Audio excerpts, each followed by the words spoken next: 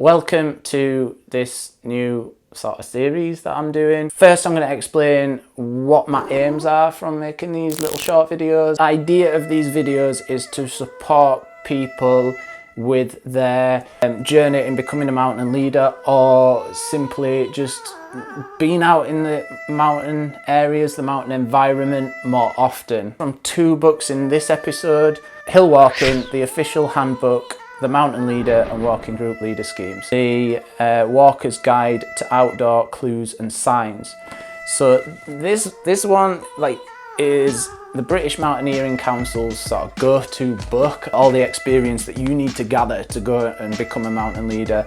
And then I'm going to cross-reference it with this. Explores what the feeling of walking through the mountains and what nature's telling you, how you can create better routes, how you can create a more wholesome experience for your group. Cross-reference with the practical skills. I think we're on to a winner. I have notes as well, so please bear with me. Yeah, I need to eyes down and all that. So I'm focusing on movement skills, referenced from Hill Walking, the official handbook, a mountain leader guide. Efficient movement makes the best use of individual physical abilities to cross a specific piece of ground. That for me is about practice.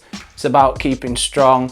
It's about prepare yourself for what's about to come. By learning the lay of the ground that you're about to travel, the valleys, the rivers, the summits, looking at the towns and the villages that are nestled in those valleys, looking at the woodlands and the forests, taking in the shape of the land, letting your brain take in the severity or the ease of the path that you're going to carve through that landscape. Remember, you are carving a path. Your footprint matters. You tread lightly. Just look after the wildlife. Practice makes better habits. You don't have to go out to the mountains to teach your body how to be strong. You can literally do that from home.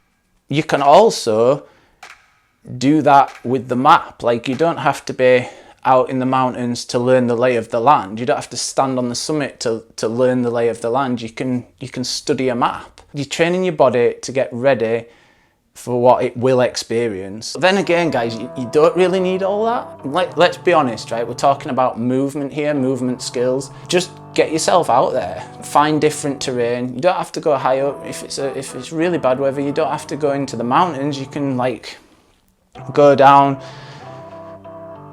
the road, balancing on the curb. Play with your environment.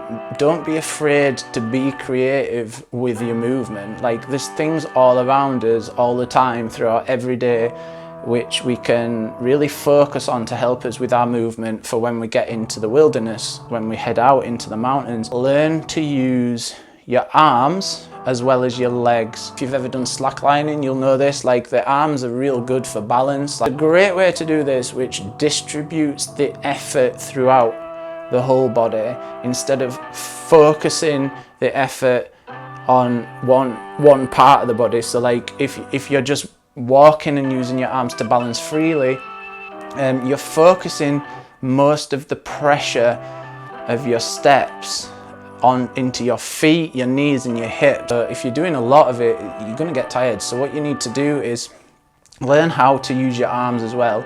And a really good way to do this is to use pulls. Since I've started using pulls and learned to use them effectively, efficiently, it's been a game changer for me. If that's what you like doing and you like sharing the experience and taking people out into the mountains, this is a cool little way to keep your group engaged. What you can do to bring the group back together is remind them about movement. Stronger group members that are naturally using these techniques.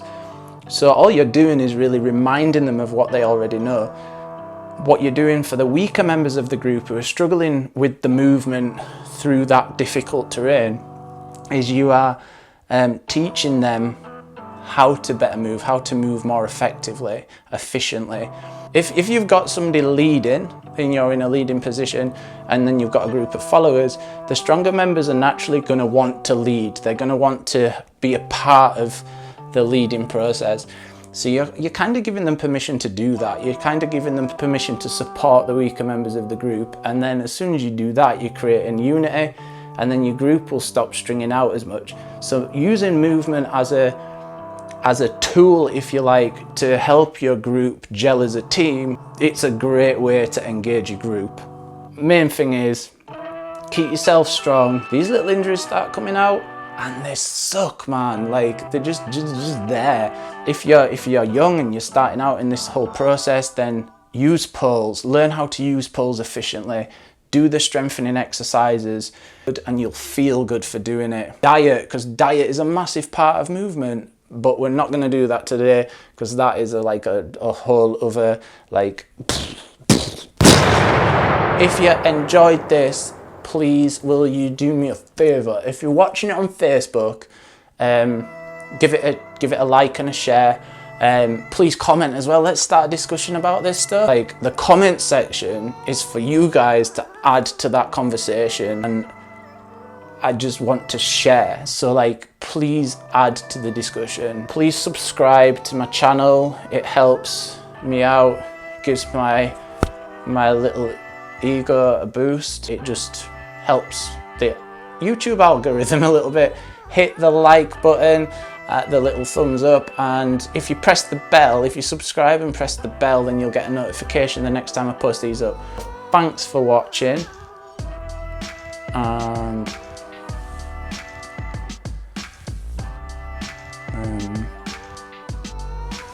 in a bit, guys.